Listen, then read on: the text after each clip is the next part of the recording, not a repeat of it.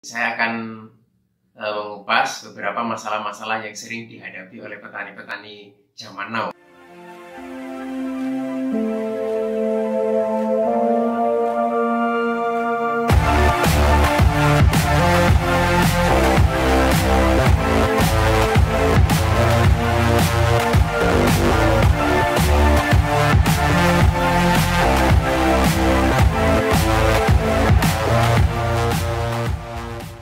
Assalamualaikum warahmatullahi wabarakatuh.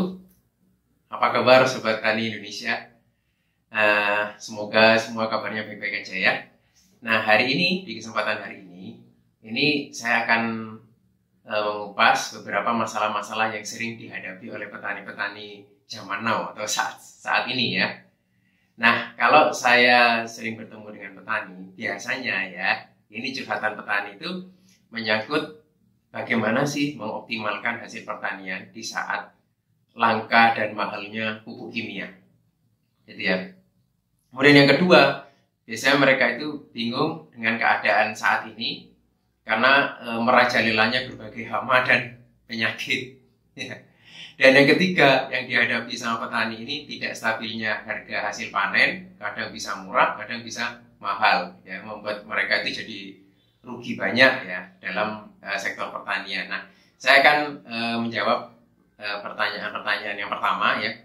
Ini bagaimana solusinya tentang langka dan mahalnya pupuk kimia untuk mengoptimalkan hasil panen.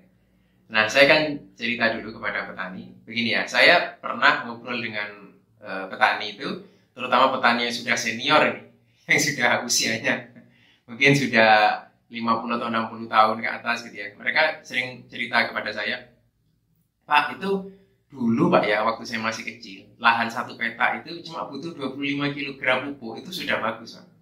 Tapi sayangnya sekarang, supaya bagus, dia butuh sampai 2 kintal pupuk kimia, entah itu urea, NPK, jadi biayanya berlipat-lipat. Tapi sayangnya Pak, hasil panennya biasa-biasa aja, peningkatnya tidak signifikan, tetapi tanah pertanian saya menuntut pupuk lebih banyak. Sedangkan sekarang pupuk kimia ini sudah mahal dan langka. Itu gimana ceritanya?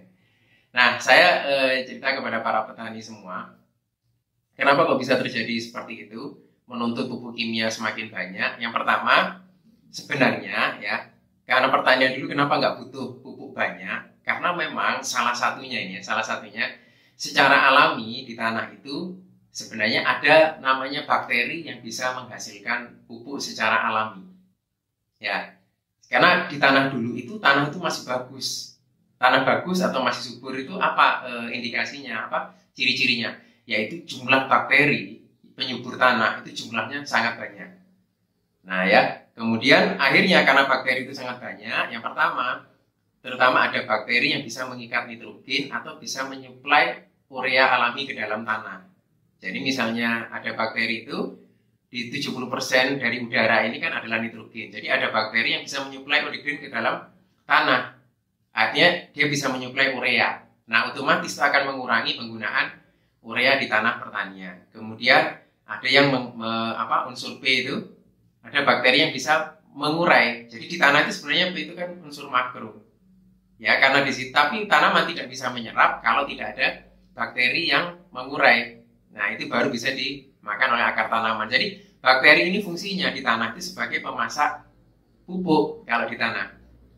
Nah, berjalannya waktu gitu ya, karena petani sudah tidak pernah menggunakan bahan organik, unsur hara, kemudian penggunaan insektisida, pestisida, herbisida secara masif tidak terukur, akhirnya membuat banyak bakteri itu mati, terutama penggunaan herbisida. Kalau alasan petani menggunakan herbisida itu lebih efisien daripada memperkerjakan orang untuk mencabut gulma ya. Tapi ternyata efeknya bukan hanya gulma yang mati, tapi banyak bakteri penyubur tanah juga mati. Nah, karena bakteri itu mati yang bisa menyuplai pupuk secara alami itu, makanya kemudian tanaman itu untuk subur menuntut pupuk kimia yang lebih banyak. Nah, itu ya, akhirnya pertanian kita tidak efisien.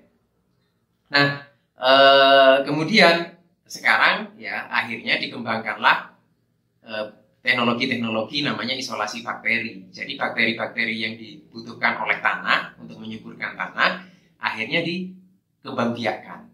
kemudian diternakkan, dipilih mana bakteri yang dibutuhkan, kemudian setelah mereka sudah siap pakai, sudah dorman, sudah siap pakai, ya kemudian mereka didorman, ditidurkan. Nah, itu cara yang paling praktis untuk mengembalikan kesuburan tanah. Masalah yang kedua ya yang dihadapi oleh petani. Jadi kadang mereka yang sering dicurhatkan itu adalah merajalelanya hama saat ini ya. Sebenarnya hama itu banyak faktor. Saya cuma menjelaskan salah satu faktornya saja ya, yang biasanya sering terjadi. Jadi kenapa kok hama itu bisa luar biasa banyak? Ya pertama menyangkut dengan manajemen penggunaan pestisida. Jadi pestisida itu kan kadang digunakan terlalu berlebihan. Padahal kita harus pahami hama itu bisa resisten dengan penggunaan pestisida atau bahan-bahan kimia. Jadinya mereka jadi lebih kebal. Tapi yang kita harus pahami, kenapa sih kok tanaman kita mudah terkena hama? Jadi awal mulanya begini ya, penggunaan pupuk kimia yang berlebihan gitu ya, itu akan menurunkan pH tanah.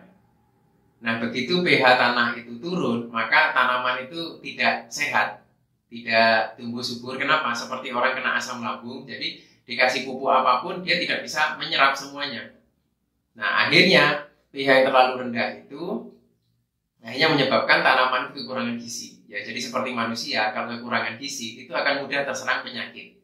Nah, begitu terserang penyakit, kita kasih pestisida, kemudian apalagi dengan dosis tinggi, setelah itu hama itu muncul lagi, maka dia akan menuntut penggunaan pestisida yang lebih tinggi lagi, dan itu terus berlangsung ya.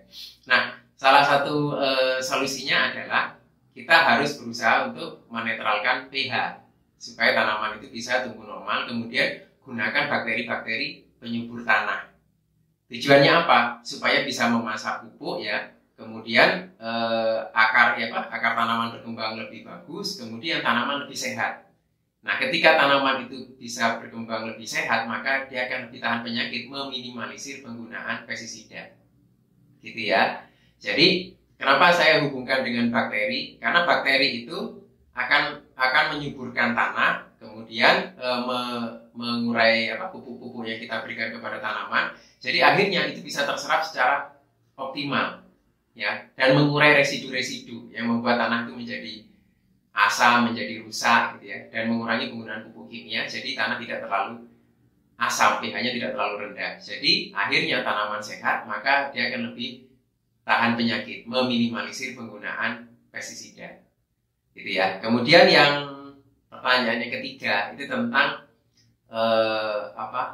sekarang ini yang ditakutkan petani itu dengan hasil panen yang kadang lebih murah atau tidak sesuai dengan biaya operasional macam-macam, tapi kadang bisa naiknya luar biasa, tapi kadang bisa turun, seperti misalnya di cabai, tomat, kubis dan lain-lain. Nah, saya bilang kita itu tidak bisa mengontrol harga hasil panen. Yang bisa kita kontrol itu adalah biaya produksi pertanian, bagaimana supaya lebih efisien. Nah, supaya lebih efisien itu ya salah satunya adalah bagaimana cara bertani yang kita bisa meminimalisir penggunaan pupuk kimia, karena pupuk kimia sekarang mahal. Yang kedua, meminimalisir penggunaan pestisida, insektisida dan lain-lain ya. Otomatis kalau itu kita bisa tekan, maka ketika terjadi penurunan harga kita masih bisa tidak rugi, tidak terlalu parah, atau bahkan masih bisa untung meskipun harga komoditas waktu itu sedang turun. Nah, caranya bagaimana untuk mengirit biaya produksi? Pertama, Anda bisa menggunakan bakteri penyubur tanah, ya. Itu misalnya menggunakan bakteri-bakteri yang sudah namanya isolasi bakteri, ya. Seperti ini contohnya, ya. Nah, ini biobos ini adalah bakteri yang sudah dipilih dan dikembangbiakkan. Tujuannya supaya apa? Kalau Anda sudah menggunakan ini, bakteri secara alami bisa menghasilkan pupuk sebenarnya.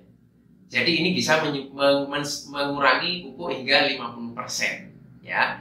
Kemudian penggunaan biobos ini kalau di tanaman padi juga bisa mengurangi tumbuhnya gulma. Jadi Anda mengurangi biaya untuk menggunakan herbisida, gitu ya, terutama pada tanaman padi. Dan seperti biobos ini, bakteri ini sekaligus juga membuat tanaman itu lebih sehat. Saya ada beberapa petani yang bahkan sampai panen ada yang tidak menggunakan pestisida karena tanamannya lebih tahan penyakit. Bahkan di sini ini juga ada trichoderma, jadi mencegah supaya tidak terkena jamur. Ya, jadi kalau di padi nggak terkena Xanthomonas, kemudian ada beberapa tanaman itu seperti sawi dan lain-lain tidak terkena jamur.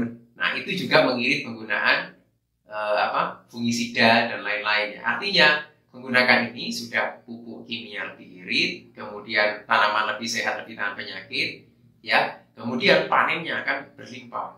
Pengalaman petani menggunakan ini bobotnya naik. Gitu.